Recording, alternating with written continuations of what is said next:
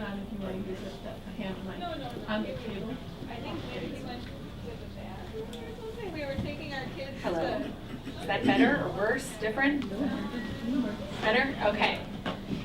Good morning. Good morning. Happy Sabbath to you all.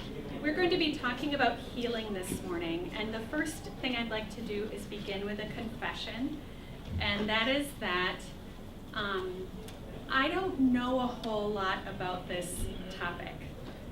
Healing is not something we've discussed a lot in seminary, in classes. We do a lot more academic things. And so I don't have a lot of books dedicated to this subject, but I do have the Bible. And now several of you have the Bible out here. And I'd like to begin in a prayerful way by, hot mic. Hi. I'd like to begin in a prayerful way by asking those of you who have a Bible and a verse from a psalm to read that for all of us, and then we'll say a prayer. So the Bible does talk a lot about healing, and but not so much about what that means in people's lives today. So that's what I'd like to explore with you today. And so there's my confession, but let's kind of begin with this group devotional. How many of you have a Bible and a verse? 1, 2, 3, 4, 5 of you. So we'll start on this side of the room and go this way, and then I'll pray for us and we'll begin. So Lisa, would you start? Psalm 27, verses 13 and 14. I remain confident of this. I will see the goodness of the Lord in the land of the living. Wait for the Lord. Be strong and take heart, and wait for the Lord. Psalm 147, verse 3. He heals the brokenhearted and binds up their wounds.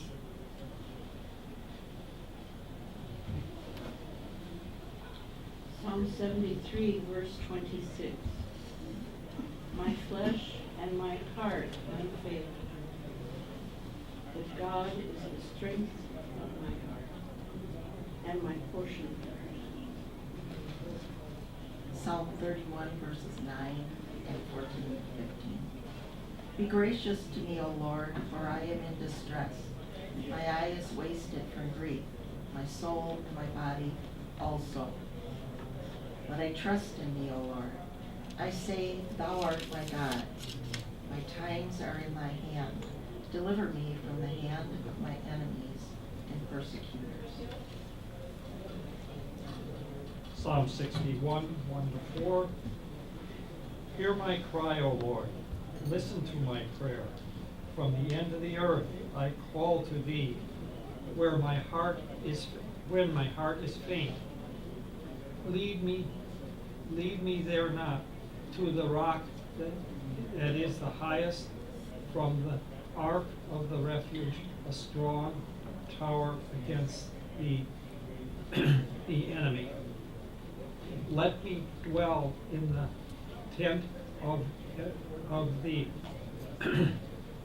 one to the safe under the shadow of thy wing. Let us pray.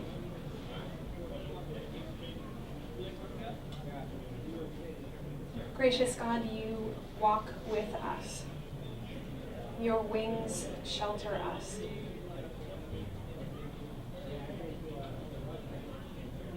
You heal us.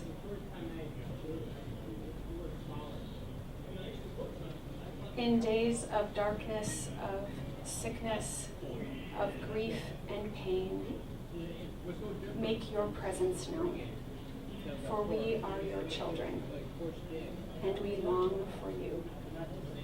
In your name we pray. Amen. I am the pastor at St. Matthew's that has the privilege of working with the healing prayer team. And so just as a matter of review, Deb and Al, or just Deb, or Al, are going to just talk to you about the kind of frequently asked questions about the healing prayer team. And then I'd like to get into a discussion. So if you have found yourself sitting kind of alone, find yourself a reasonably friendly looking stranger and move over there so that you can have a conversation. Maybe Diane, you'd move over? I'm looking at you. Yeah. Yep. So where are you sending me? I'll come by Just you. a- We'll come by you. You something stay there. friendly. We're coming to you. Thank you.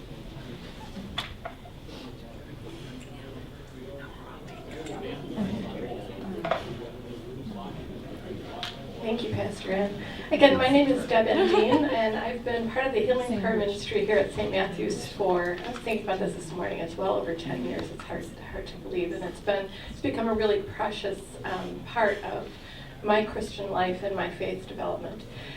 Just so all of you know, in case you ever want to just grab a healing prayer minister during coffee hour sometime, ask some questions about it, whatever, or you're interested in joining us, I would ask those who are in the healing prayer ministry to stand and wave. Thank you. So I wanted to start to talk a little bit about our ministry and what healing prayer is about and what it's not. When I first joined the Healing Prayer Ministry, or first saw healing prayer services at St. Matthew's before I joined, this was a tradition that wasn't part of my growing up. It wasn't part of my faith tradition. I think I had in the back of my mind the Elmer Gantry movies and things like that, and I wasn't quite sure what to make of it. So just wanted to share with you my understanding and our understanding of what our ministry is. You'll notice that this isn't called a healing ministry. It's called a healing prayer ministry. And the distinction that's so important there is that we are not the ones who are healing. We haven't been given some special gift that allows us to lay on hands and heal. What we are people who are committed to come together in prayer and to offer support to those who want to ask for healing from God, because God is where the healing comes from. So really important distinction. We offer ourselves to be a conduit of God's healing love for those who want to come forward and ask God for healing in whatever form. We also believe strongly that God works through all means to provide the healing that we ask for, and that includes the medical profession. So this isn't an either-or kind of a situation or a test of faith. And we also acknowledge that there's a distinction between being healed and being cured. So sometimes people will come forward with a physical ailment, and we might hear later on down the road from them that they have actually physically been cured of their disease, which is wonderful. But many times healing comes from a sense of peace, a sense of God's presence, as people move through the struggle that they're dealing with. So it doesn't necessarily mean that there's going to be some sort of a miraculous cure, although that can happen. Healing can happen even when there isn't a cure. So a little bit about the healing prayer services themselves. I don't know if you've ever participated in one. I certainly have, both as a healing prayer minister and as someone asking for healing. They are available here at St. Matthew's monthly, sometimes during a service with, I think I lost my mic. You did. Brian, are you able to?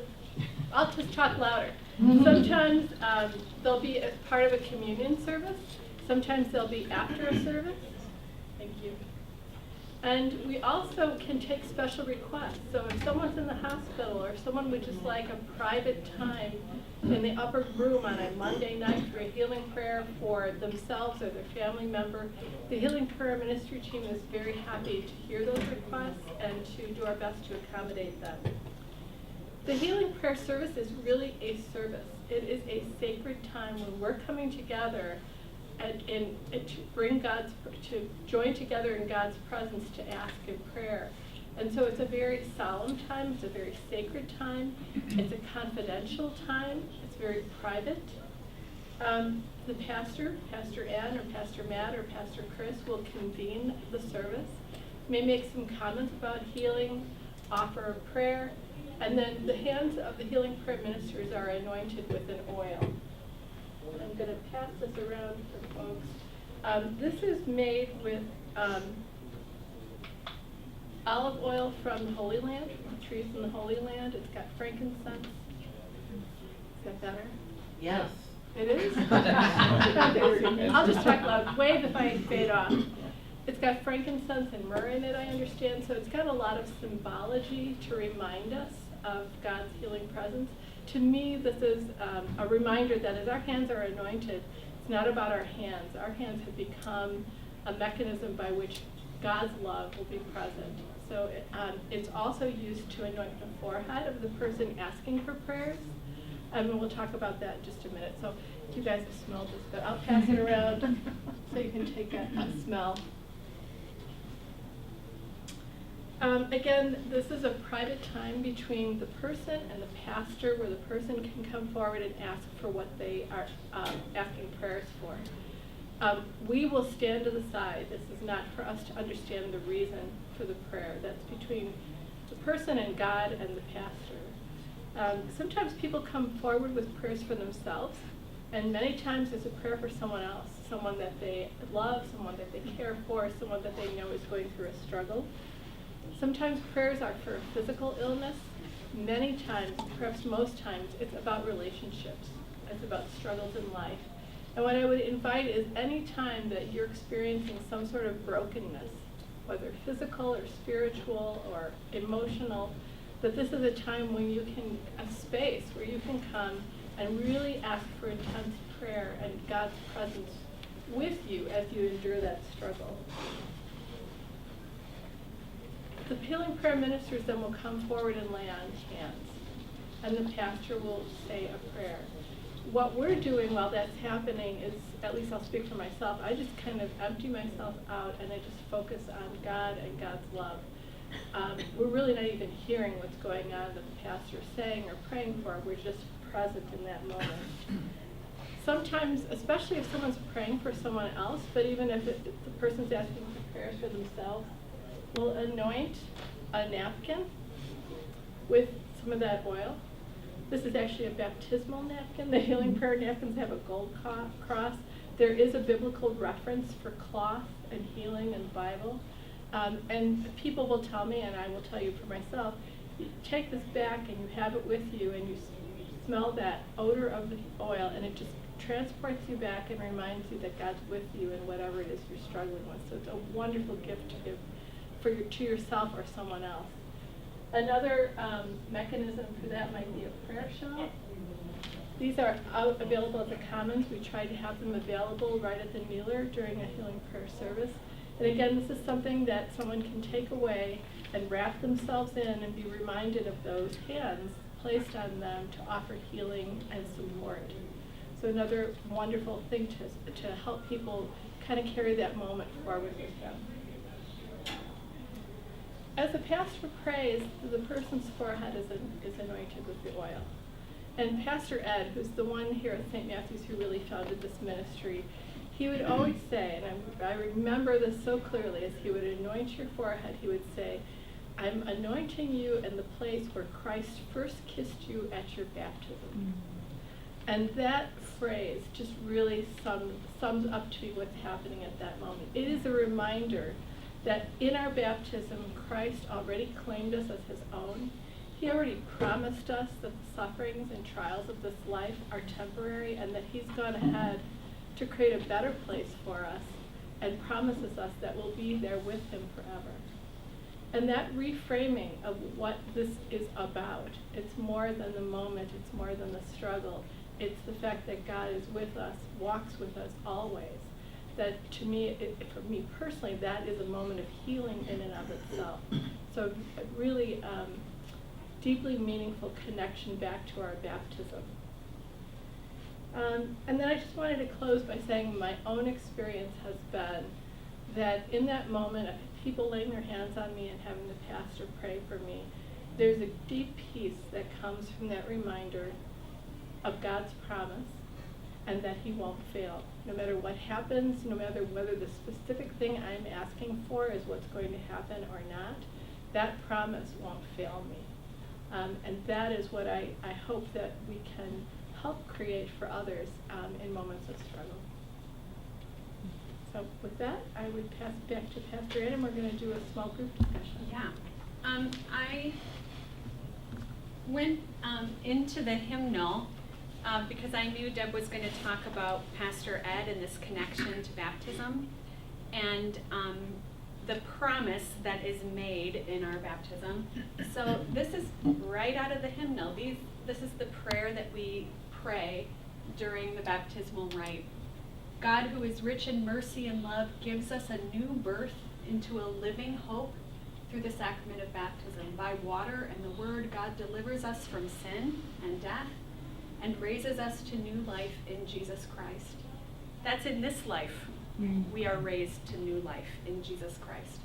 We are united with all the baptized in the one body of Christ, anointed with the gift of the Holy Spirit, and joined in God's mission for the life of the world. That's what we say is happening at baptism.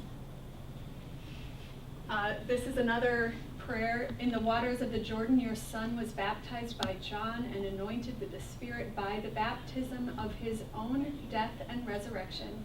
Your beloved Son has set us free from the bondage of sin and death. And that's all the deaths that you go through in your life, right? All the losses that you experience, all those, the death of a dream, the death of your health, the death of a friend. We are free from that bondage in this life too, and has opened the way to the joy and freedom of everlasting life. He made water a sign of the kingdom and of cleansing and rebirth. And then we say, Joyce, what's your middle name? Carrie. Joyce Carey, child of God, you have been sealed by the Holy Spirit and marked with the cross of Christ forever. So, and then that's when the child gets that first cross on their forehead. And I'm thinking that this is a good thing to say when I anoint people with oil during a healing service, to remind them, you've been sealed by the Holy Spirit and marked with the cross of Christ forever, not just on that day, but all the days of your life. The oil that we use to anoint is the same oil that's used in a baptism, right? And it's the same oil that is used to bless or anoint someone who's ill or who's dying. It's not like last rites like in the Roman Catholic Church, but you can be anointed at any time. So those are the promises that we're talking about, but now I'd like to have a little discussion. And I'd like you to think of an experience of healing that you've had in your own life that you're willing to share or talk about. So, and what I mean by that is not a miraculous, I had cancer and then I went back for a second opinion and it was gone. I don't mean that. I mean any experience of healing in your life. It could be a physical injury that you have recovered from. It could be a real rift in a relationship with a friend or with a family member that is now behind you, or that you live out in a different way. It could be an emotional obstacle that you've struggled with personally, but now deal with differently in your life. And what I'd like to do is to kind of analyze that experience and break down the steps that you went through when you were broken to when you considered yourself healed, or when you felt that healing had taken place. So I'll give you an example, and because he's not here, I'll tell you about something my husband went through. Jay, for a long time, would come home and be like, oh man, I twisted my knee or something, it really hurts. And then he'd forget about it, and then, time would go by, and then he'd say it again. And then, if he walked for a long time, he would say, oh, now my knee's hurting again. Like, I didn't do anything to it, I've just been on my feet all day. Then he talked to his doctor about it. And his doctor was like, well, yeah, I'm not really sure what's going on here. Like, you'd have to talk to a different kind of doctor. I'm just your general practitioner. And so he kind of knew that something was going on, but just kept living his life. And then he really heard it to the point where it was like sore every day. And of course, because this is how life works, we went on vacation. And while we were on vacation, his knee swelled up to like twice its size. And we were at the beach, and he couldn't like play in the ocean with me and the kids. And he had to go, my brother-in-law had to take him to the ER. So the ER in Charleston, South Carolina is really nice. We went home on the plane. They said, we can't do anything for you, but we'll call your doctor. And as soon as you get off the plane, you have an appointment to go in to see your doctor.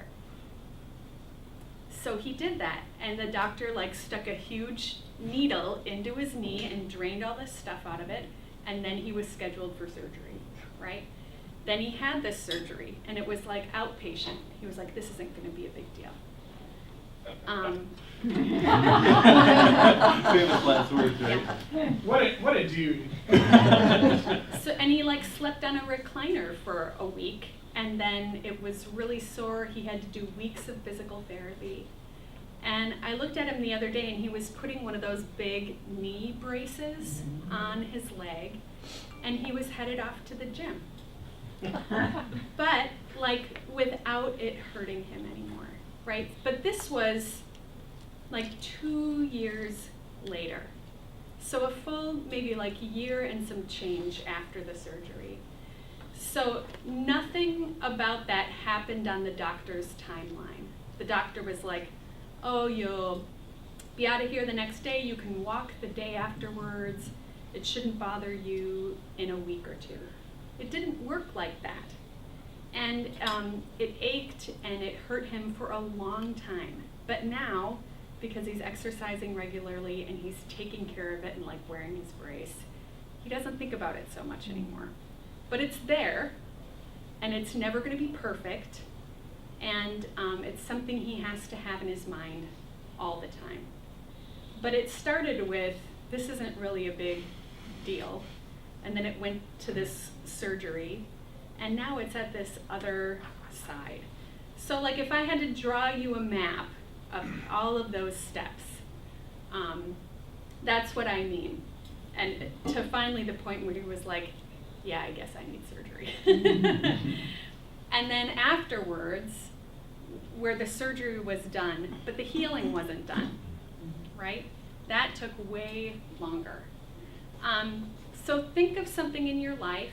Maybe you've struggled with depression. Maybe you have been through a divorce, and it was terrible for a while in the midst of that divorce, but there's something about it that is now healed.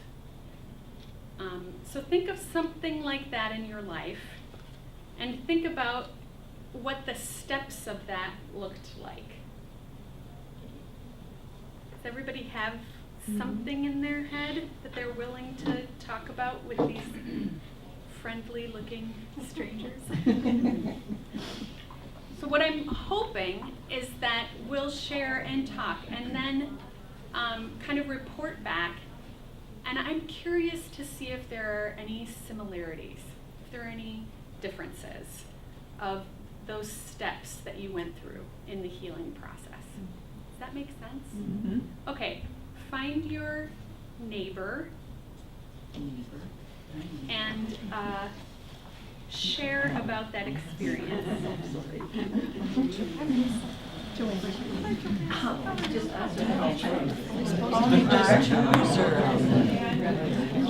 That's fine. Sure. This will be easier. This will be easier.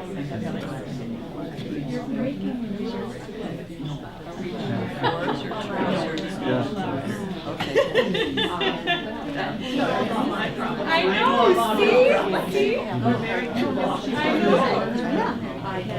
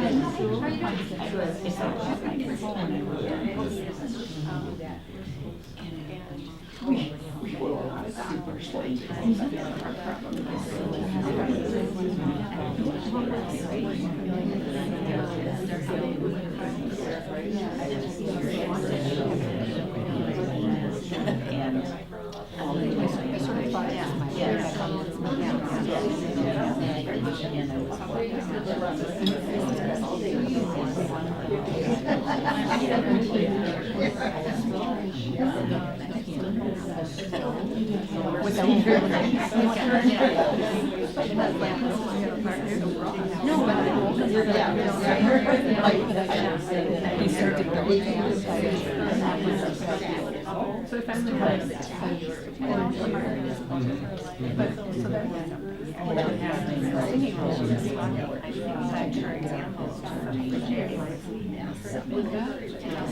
you know, I'm not attempting to physical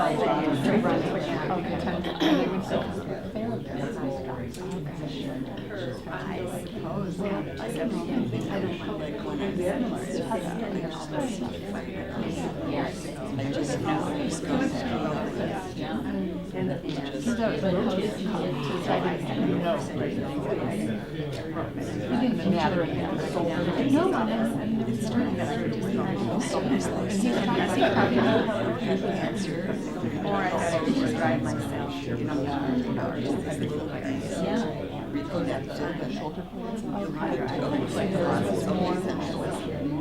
And I just believed it. And it was.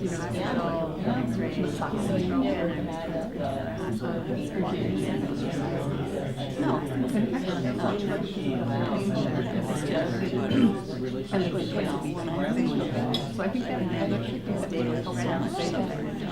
had different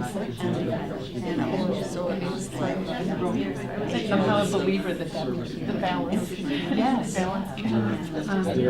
And it ended up With the chemo and but it's just like,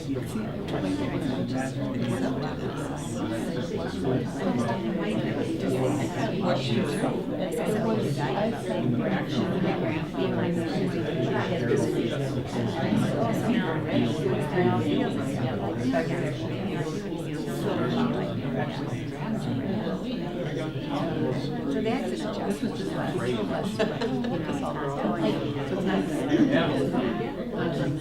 it was maybe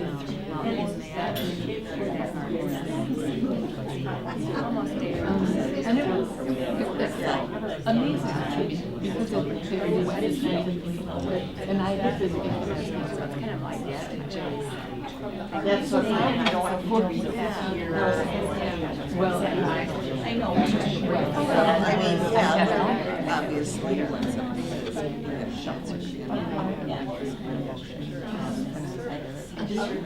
Just pointing, right? No, I have to pay attention. Earlier in the day. So trust me.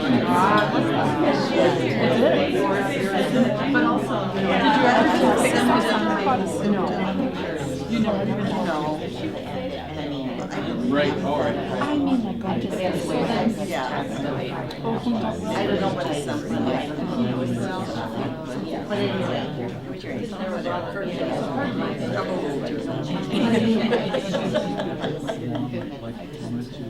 So, yeah. I mean, there's other things that are much more. But it was really about what I was in my life as far as. I don't want to. I mean, you know, that was just.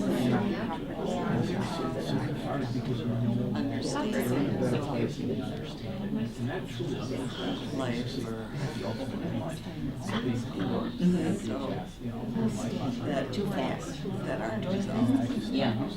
You know, yeah. So, you know.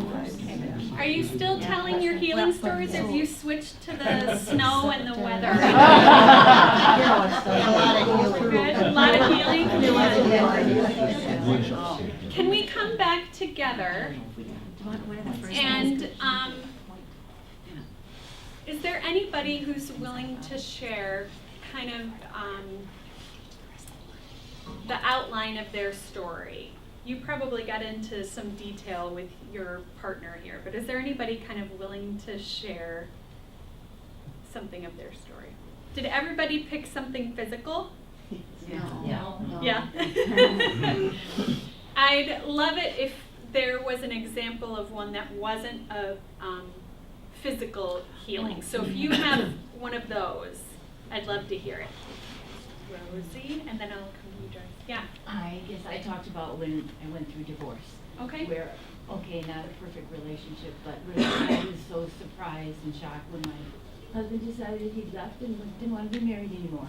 But what came out of it was I saw the support around me. Friends who the day came over and were there to support me with a bottle of wine. Other friends that came over to help finish up the house so that I could sell it. And that's what was a real strong point about it, is that I had really strong support. And was there a sense in which those people around you helped you heal? Mm-hmm, definitely. Did you say that? Yeah, definitely, that I felt stronger because I was able to realize that, wait a minute, it's not me, and they are here to help me get through this. Would you recognize in those people and in that time the presence of God? Yeah, I think so, because I know I'm praying to him too, and praying to give me the strength to get through. Yeah. Thank you so much. Thank you. Bravery. Love the courage. How about you, Joyce? All right. My grandfather had 2 boys, and after that his wife passed away. So he remarried and had 2 additional children, my aunt and my dad. So growing up, especially during the Depression, it was hard times for them. My dad didn't like the way his brothers were treating their stepmother. My aunt had issues with that. I don't know about those boys what their problem was, but throughout my childhood, we never connected with the initial 2 brothers. It was always just my aunt we would go see. Fast forward 40, 50 years, I get a phone call. Not fast forward, but. I get a phone call. We're all getting together at a restaurant in the south side of Milwaukee. and everybody's getting together. My 2 half uncles, who I didn't really know, and their families, the kids and wives. My other uncle, who lived in California, he was in town with his wife and one of his daughters, who I had never met. And then my aunt, my dad, and our families, the kids, the grandkids. The hatchet was buried. We had such a wonderful afternoon. For me, meeting all these people, for them just to be reunited in a loving way. So we kind of all went our ways, and 5 days later, my dad passed away. Wow.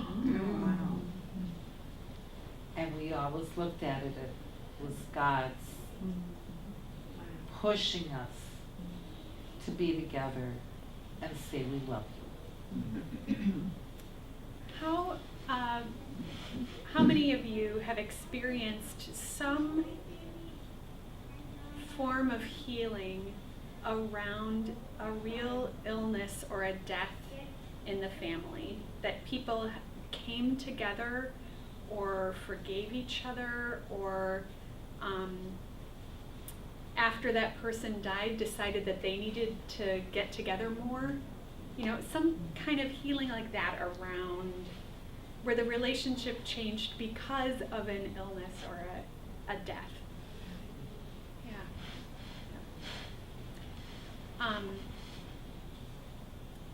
I think that's more common than we know, but I love that. That's an amazing story.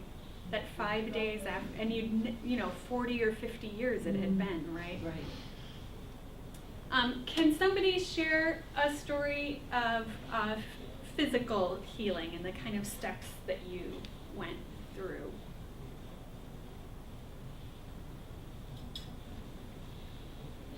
You said you all did. Okay, I'll go Okay. ahead. This is Joanna. Do you all know Yeah. Joanna? Hey, everyone. Now we do. Mine was my rotator cuff. Your rotator cuff. I didn't realize it was rotator cuff. I thought it was just shoulder. And it had been just a minor, sort of like with your husband, just a minor thing, but over the course of probably years, I'm not even sure, it was getting worse. And it had reached a point where I would just go to turn a burner on the stove and it would hurt. And I was like, this is not not right. So one of my stories is just being able to ask for help, you know, and not think that, oh, I can just tough this out. I tend to have a really high pain tolerance. But I went to physical therapist, and the problem completely resolved in the course of like 4 weeks, which I just did not expect. And so part of my takeaway with that was just ask for help sometimes, you know, instead of think I can just tough it out, because I didn't have to be doing that all that time. Can I share one additional thing Yes, go you right said? ahead. That she really thought it was going to be with her forever. She was kind of resigned, and then the amazing thing was the physical therapy did fix it. Like the gratitude then. Yeah.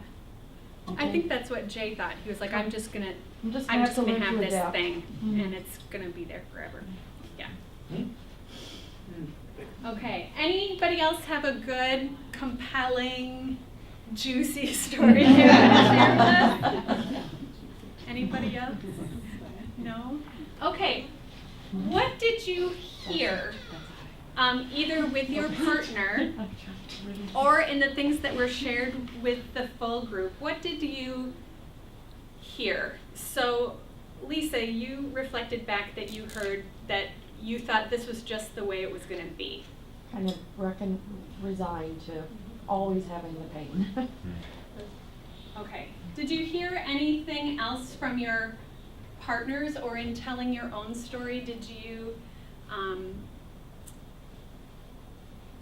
come to any realization about what the process that you went through? Yes. Well, in my situation, it was against my sibling, the issue. And it started out as anger, And then it, through the help of my husband, realized that I had to forgive her, even though I did nothing wrong. So the anger turned to peace within me.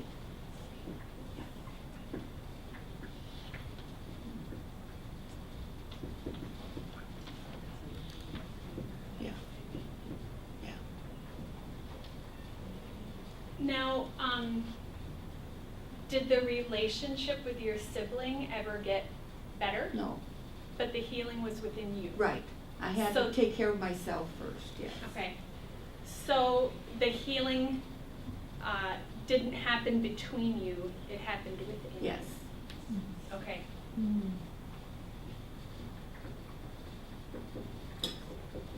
Isn't it so hard to apologize to someone when you didn't do anything? That's hard, right? That's hard, and to mean it. I didn't apologize to her. Okay. There was no apology. This was her wall. Yeah. And she wasn't going to deviate from that. So there was no changing. Even my son, when he was 15 and I was crying on the way home, he says, "Mom, this is never going to be resolved," and it never was. So she passed away a year and a half ago, and hopefully she's at peace now. Yeah. But How all many- of us get together, the rest of us. Okay. And we're Okay. doing fine. Okay. Can anybody else relate to this? The anger, the forgiveness, and the peace. Did you feel that in your story or in your life? What else did you notice about kind of the process that you went through? Just a second. I heard you say, Joanna, that it was unexpected. Well, Like you went to the physical therapist and maybe didn't think. Well, to me, the asking for help is also really important. That's an important part for me, because I know that's something I've struggled with. But yeah, the unexpected is in there also.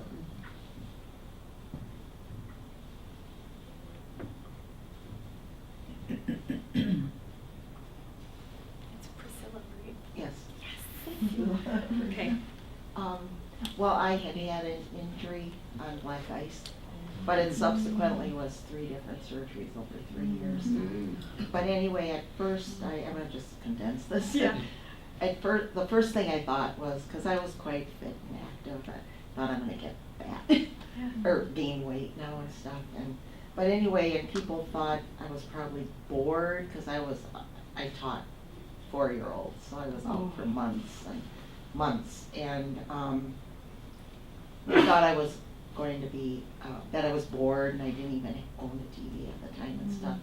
And I looked at it as a time I had been just so going 90 miles an hour, active, and I just went with it. I would, like, people didn't hear me complain or grumble or anything. I just accepted that I had to do this and everything. And it was hard too with, like, I'm real independent, getting the help and all that. But, so there was some accepting of it, I guess. How did you do that? Because it sounds like you almost just surrendered to the whole I did. I basically thing. had to, because I wasn't very mobile. Yeah. And I never thought of it much until today, doing this little exercise. That because I know a lot of people who would have just been griping all the time. And that everything. was So I don't know like how I did. I think it was because I had been going so fast, like just so active and going. Just like I thought this was a sign. You better like slow down. Just kind of. So you I don't kind know. of, let me see. I didn't have a choice, but I did have a choice Yeah. how I went Responded. about it. Yeah. And so you decided, maybe God or my body or both are trying to tell me something, and I'm going to listen. Yep. That is what I was. Okay. So, Joanna's healing was unexpected, like it totally resolved, went away. you had this thing, and then it unexpectedly turned into 3 surgeries over 3 years, and then found some peace in that somehow. I actually, after the very first accident, I thought there was some message there. Yeah. And Bev, would you say that there was a point of surrender in all of this for you too, where you just kind of said, wow, this is never going to get better? Yeah. Who else? Yes. You know, one of the things you talk about surrender, because a lot of times I've been part of the healing community for a long time now, and some of the time, well, most of the times we don't hear what's going on, but sometimes with good friends, they also tell us about it afterwards. And that's probably the one thing, the one common theme people said, and they just, Lord, I'm putting this up to you because I don't know what to do. And they finally, that surrender is something that's a key element that you've seen over the years. Sometimes people will send us letters, you know, with Pastor Ed, they would give us some letters saying how things have improved and things like that. We'd share it with us. But that was the common theme that I've seen over the years, is just giving up surrender. It's like, I can't do this on my own. I have to put it up to the doctors. I have to put it to the Lord. I have to try to find another way. There has to be something else, and that surrender is that's the key element all the time. But surrender doesn't mean you're defeated. No. Right. You're just looking for some help. The solution. Right. So if surrender doesn't mean defeat, what does it mean? It means could be you're anybody. turning over to God and trusting Him and letting Him resolve it if He wants to. You see yourself as a survivor. I like the word trust. To me, there's a sense of openness then to, open to what's going to happen, not that like self-contained. No, just one end, I think. Yeah. No, two ends? Yeah. Was it? Yeah, it's 2 ends. Oh.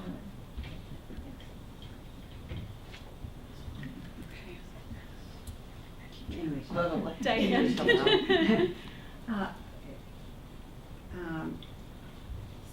Someone was talking about asking for help, Mm-hmm. but in my case, I didn't ask for help. The help came, just came, and it came in unexpected ways. Did you ask for help, Rosie, or did it just come to you? First time, it just came to me, just unexpectedly. Unexpected.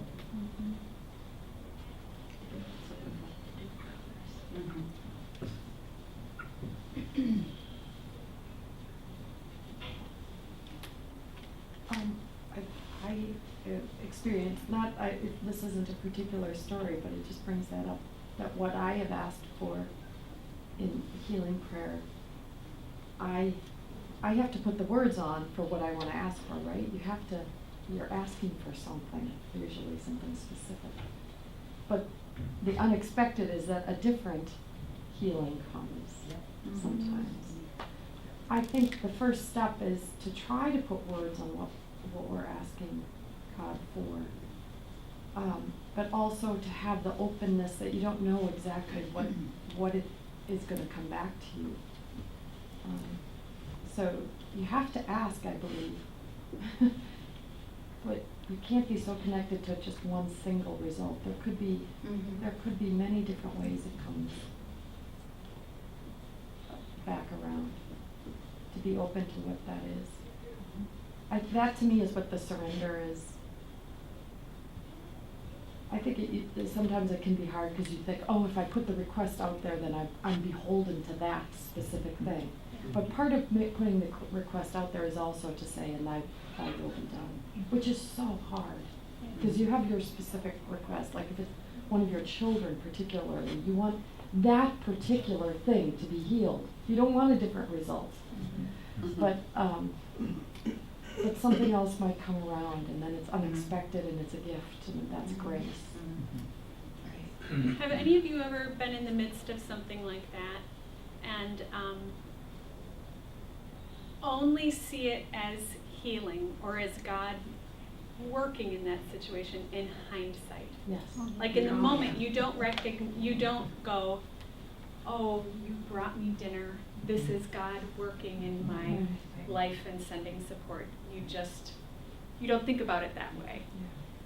So in hindsight, you can see God's hand.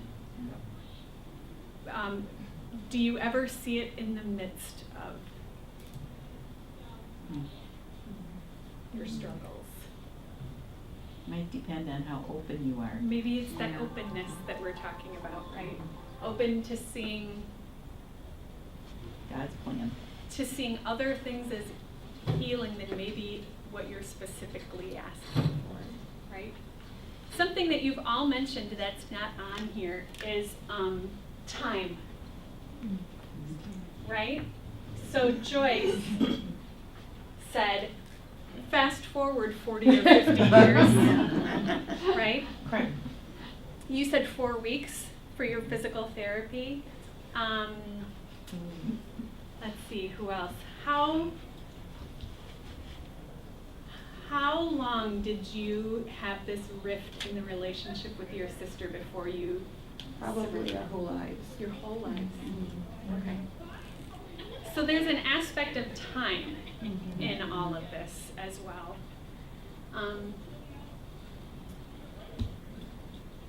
And I think, again, this openness is connected to the time, right? That you could, whether you see something in hindsight only, or whether you see it in the midst of that struggle.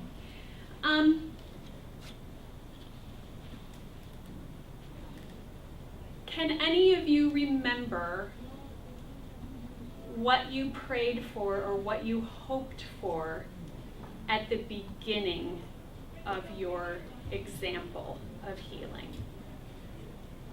My cousin a few years ago called me and told me that her husband had moved out. And she said, "You do this church thing. How do you do that? Because I don't have any faith right now that this is going to get better.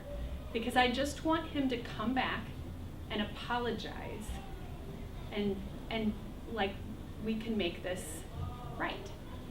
So her hope was, just come back in the house, like how can we work this out if you're out of the house? And you need to apologize, and then we're gonna figure this out. He lived in an apartment for a year, and them being apart, she would now say was a gift, and was something that strengthened their relationship. And her prayer was in no way answered, right? Like her prayer of, come back now, we're gonna work this out, we're gonna go to therapy and talk every nitty-gritty detail out, and you're gonna see that you're wrong, and this is gonna get better. And it didn't happen like that. She went to therapy and realized a bunch of things that she needed to change too. And he was gone for a year, and that time apart was actually good for them. And she'll say now that it made them stronger. But her prayer did not get answered. So do any of you remember what you hoped or longed or prayed for at the beginning of your example of healing? And is it the same thing that happened at the end? Does anybody remember, first of all, like what their prayer might have been? Or what the words that you put to your prayer? Yeah. Well, I don't even remember the circumstances, but I usually start out with, "This is my plan, God." And then I have to say, "Your plan is best." Yeah. So it's like, yeah, control. Yeah.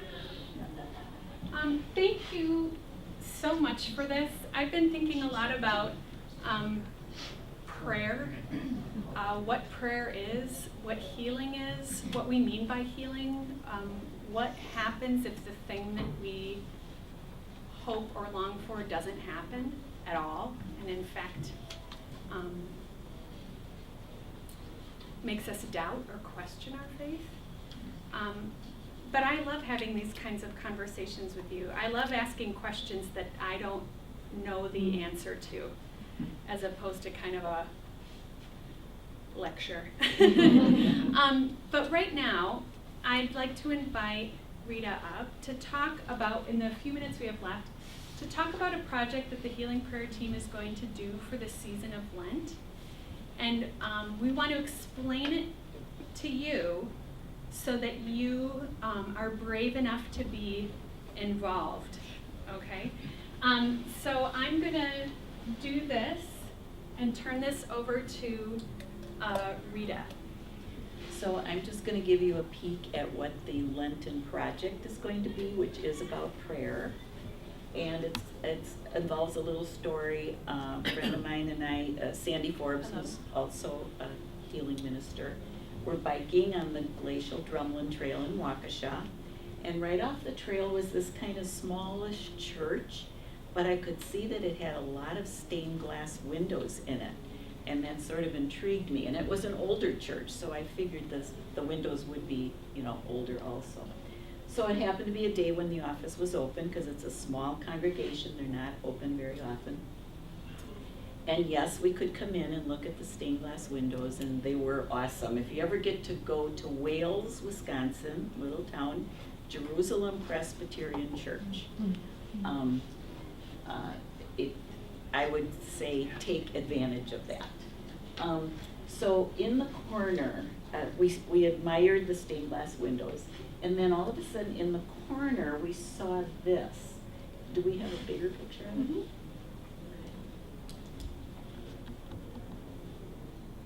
We saw this, and it just struck both of us as being so like whimsical and spiritual, really. Thinking of this is their prayer catcher. We've heard of dream catchers. This is their prayer catcher. And we both were thinking about how these prayers are kind of put up there, and then they go through, because it's very open, that they go through to God, and all the colors kind of spoke to us. And so this is a little peek at what we're going to be doing at St. Matthew's during Lent. So we're going to have an opportunity to have our own prayer catcher, and we have ribbons of different colors that are Lenten colors.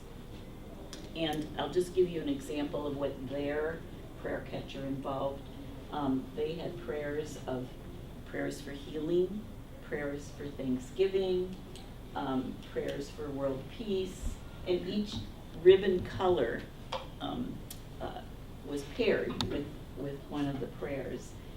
One of the ribbons was a prayer for when I have no words for it, but I need to pray for this and give it to God. So I guess two things. I invite you to see Jerusalem Presbyterian Church sometime if you're in that area, or biking, especially biking. And then that is sort of a peek at what our project is going to be. And is someone going to talk about, is Lisa going to talk about the project, or should I just go on about it? Go ahead. So we're going to have a frame similar to this. That frame was about 3 by 3, small congregation. Our frame is 6 by 4. It'll be in the Commons during Lent. There will be all Lenten colored ribbons, and everyone is invited to pick up a ribbon, think of what you're praying for, and tie it onto the frame. And then we'll pray about it. And also it's sort of a way to say that we're all praying together, because this frame involves all of us. So that's it. The other thing that I love about it is that you can see, first of all, that people in the congregation are praying. It's like a visualization of people's internal prayers. But also, I'm curious to see if there'll be more of one color or another. You know, that you'll be able to see, look at all the people who are praying for healing, or look at all the people who are asking for forgiveness. and kind of take the temperature of our community in a way in this visual installation. So we're excited. And I have to do church. Is there anything else that we should say? Healing prayer, people? Anything else? If you have to go, I'll just say about the prayer catcher, does anybody have any questions? Because I know Pastor Ann has to go about that or anything else. How So many you colors don't are we- actually, how many colors? What are I they? think 5, maybe? So 5 different categories of prayer. You They're all- don't they're write all your in the prayer purple. on it. They're in the They're all in the purple family except for scarlet. Okay. Deep scarlet. So it's going to And look there'll very be artistic. And I don't know if we've decided yet whether or not each color will mean something, or I think we yes. have decided that, Each yes. color is going to have like that, a A color meaning. code, but you don't write on the ribbon. No. You just, you just spend a moment thinking of your prayer and then you tie it on. And it's, they're different colors. Yeah, so see, here's the scarlet. Yeah. That's scarlet. Well, Violet. burgundy. Different Lenten Yeah. colors, yes. So it's one more tangible way to offer your prayer for healing. And for me, that's been a really powerful part of our being involved in the healing prayer ministry is Deb talked about the scented oil, which connects you to your baptism. So you get that sense is appealed to. And the cloth that you can take home with you, something tangible. All of these ways to make our prayers tangible, I think, is a beautiful thing. So this will add the visual element to people's prayers for healing. And I think that is a powerful way to think about our prayers and to experience them. You stress baptism a whole lot in this healing situation. What if a person isn't baptized? Are they required to be baptized first, or just come up to you and say, I haven't been baptized? No, I don't think there's any requirement in St. Okay, Matthew's for but you that. talked so much about baptism. Yeah. Do you have a comment about that, Yeah, Deb? I think it's just a reminder of the promise of baptism. So someone who hasn't been baptized or someone who has been baptized, they're coming forward to ask for God's grace in their life. And that sign of the cross on the forehead is a reminder of the promise. Any other questions? I know it's 5 to 11, but if you have any other questions, we're available. Thank you. Thanks, everyone. Thank you.